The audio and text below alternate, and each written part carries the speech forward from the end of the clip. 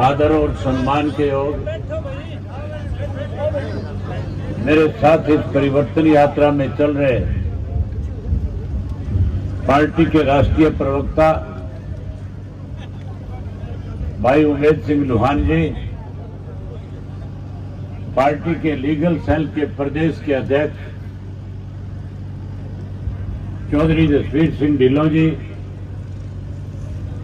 जिला के अध्यक्ष सरदार कश्मीर सिंह करीवाला जी, महिला की प्रदेश की अध्यक्ष बहन सुमित्रा जी, प्रदेश कार्यकारिणी के सदस्य सरदार जसवीर सिंह जस्सा जी, आपकी अपनी सदैव आपके दुख सुख में आपके साथ खड़ी रहने वाली गांव की मुखिया, गांव की सरपंच बहन नैना झोड़े जी, मंच पे मेरे साथ बैठे हुए पार्टी के प्रदेश के, जिला के, हल्का स्तर के सभी नेतागण, आज की इस परिवर्तन यात्रा में आए हुए बड़ी और आसपास के गांव के आदरणीय बुजुर्गों, नौजवान साथियों, सम्मान के योग्य माताओं, बहनों, पत्रकार, छायाकार दोस्तों, सबसे पहले तो मैं आपका इस बात के लिए आभार व्यक्त करता हूं कि करीवाड़ा गांव से जैसे ही आपके गांव बणी में परिवर्तन यात्रा ने प्रवेश किया,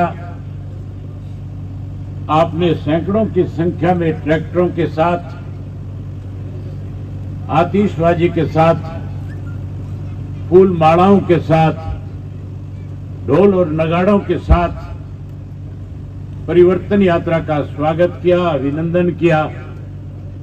वहीं मेरे साथ इस यात्रा में चल रहे सभी साथियों का आपने बहुत हौसला बढ़ाया, इसके लिए मैं आपका बहुत बहुत आभार व्यक्त करता हूं।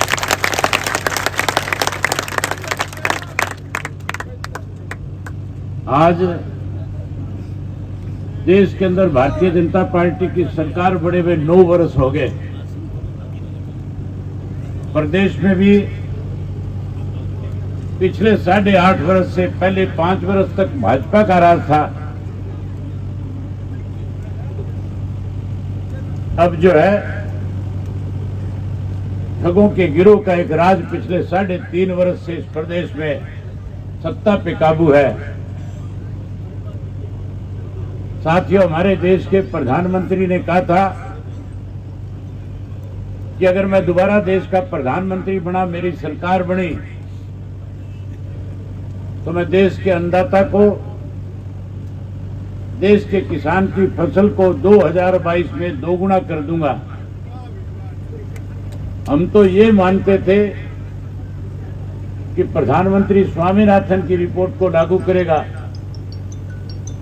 हम ये मानते थे कि एमएसपी का कानून बना करके किसान की फसल की कीमत की गारंटी देगा। लेकिन 2022 में हमारी फसल के दाम बढ़ाने की बजाय 3 कृषि के काले कानून बना दिए थे। और ऐसे कानून थे, आज अगर वो कानून लागू रह जाते तो जो किसान अपनी जमीन का मालिक था, आज अपनी जमीन से बेदखल हो जाता। बड़े बड़े कॉरपोरेट घराने हमारी जमीनों के मालिक बन जाते। हम अपनी जमीन में नौकर के रूप में काम करने पे मजबूर हो जाते। बधाई दूंगा हरियाणा प्रदेश के किसान को, पंजाब, राजस्थान, उत्तर प्रदेश और मध्य प्रदेश के किसान को,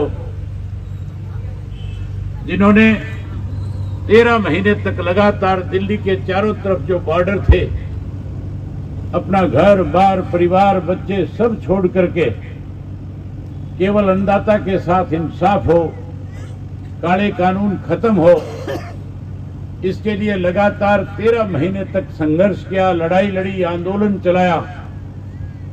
750 से ज्यादा किसानों ने उस आंदोलन के दौरान अपनी शहादत देने का काम किया। देश के प्रधानमंत्री को एक संदेशा दिया कि अगर आपने अपना लिया हुआ फैसला वापस नहीं लिया, किसान अपनी जान कुर्बान करेगा, लेकिन जब तक घर की वापसी नहीं करेगा, जब तक काले कानून वापस नहीं हो जाएंगे। आखिर 13 महीने के बाद देश के प्रधानमंत्री को मजबूर होकर के देश के अन्नदाता से, किसान से माफी मांगनी पड़ी।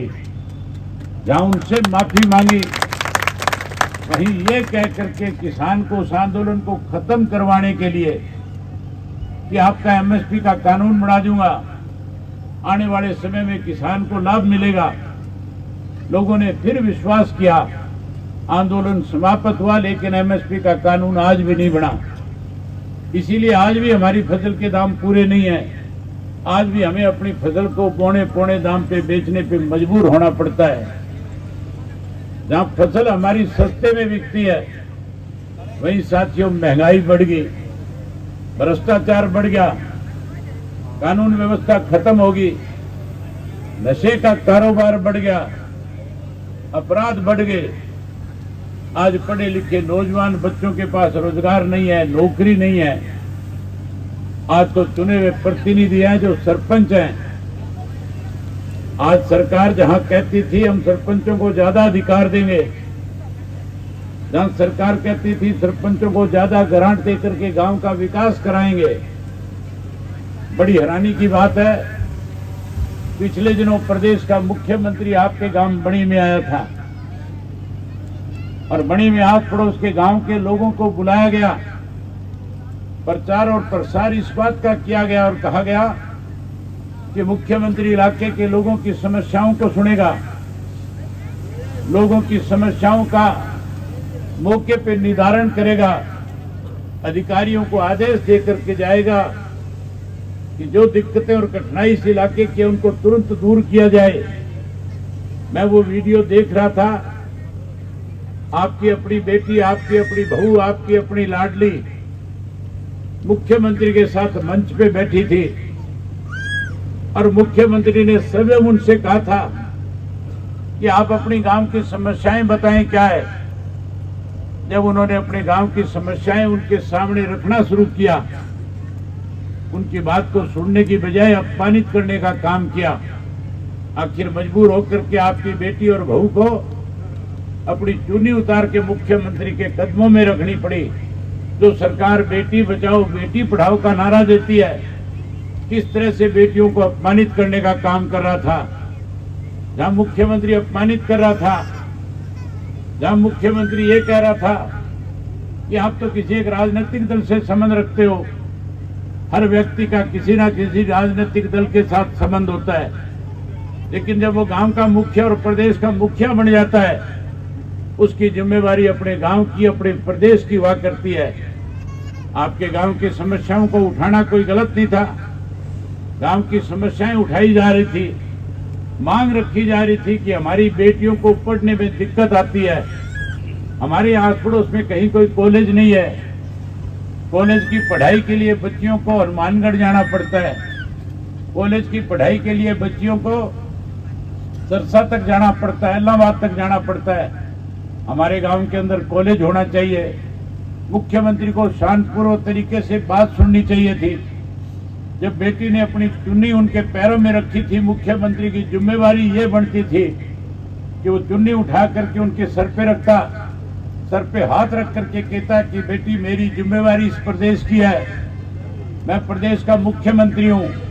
अगर आपके साथ किसी ने गलत किया है, मैं उसकी जांच कराऊंगा और आपके साथ न्याय कराने का काम करूंगा।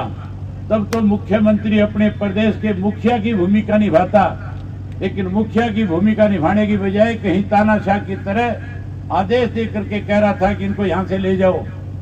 मैं उस मुख्यमंत्री को इसी मंच से इस बात की चेतावनी देना चाहता हूं।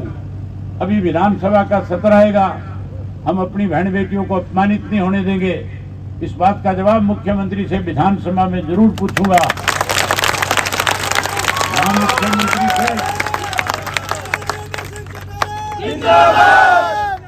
जहां मुख्यमंत्री से इस अपमान का बदला लेंगे, वहीं मुख्यमंत्री को इस बात के लिए मजबूर करूंगा कि विधानसभा में बड़ी गांव के लोगों से माफी मांगनी पड़ेगी। जब तक माफी नहीं मांगेगा मुख्यमंत्री को खड़ा नहीं होने दूंगा, मजबूर करके रखूंगा। वहीं साथियों, उसके साथ साथ आज जहां प्रदेश में लोगों को अपमानित होना पड़ रहा है, आज कहीं प्रदेश के अंदर सरकार नाम की चीज नहीं है। बड़ी हैरानी की बात है, आपके यहाँ का जो नुमाइंदा है, कहाँ तो बात दुहाई देता है रिश्तेदारी की, बात करते हैं कि हमारा आपस में बहुत पुराना संबंध है। मैं उनसे पूछने वाला हूँ, आपसे भी पूछने वाला हूँ, बताने वाला हूँ, जो व्यक्ति चौधरी देवीलाल के साथ अपना रिश्ता नहीं निभा सका, वो आपके साथ कैसा रिश्ता निभाएगा? जिस व्यक्ति ने केवल स्वार्थ के लिए, केवल कुर्सी के लिए चौधरी देवीलाल की पीठ में छुरा घोंपने का काम किया था, आज कहीं ना कहीं कुर्सी के नशे में आज फिर आप लोगों को अपमानित करने का प्रयास कर रहा है। समय दूर नहीं है, बहुत नजदीक है, जल्दी चुनाव होने वाले हैं। जैसे चुनाव हो, प्रजातंत्र के अंदर हर किसी को अगर आपने सबक देना है, हर किसी को अगर उसकी औकात पहचानी है, तो फिर उसके लिए लड़ाई लड़ने की जरूरत नहीं, उसके लिए लाठी और तलवार उठाने की जरूरत नहीं। फिर तो केवल और केवल मशीन का बटन दबा देना और इन लोगों को इनकी औकात बता देना कि तुम कहां खड़े हो। जैसे ही इलेक्शन आए, इनको सबक सिखाओ, सत्ता से बाहर करो।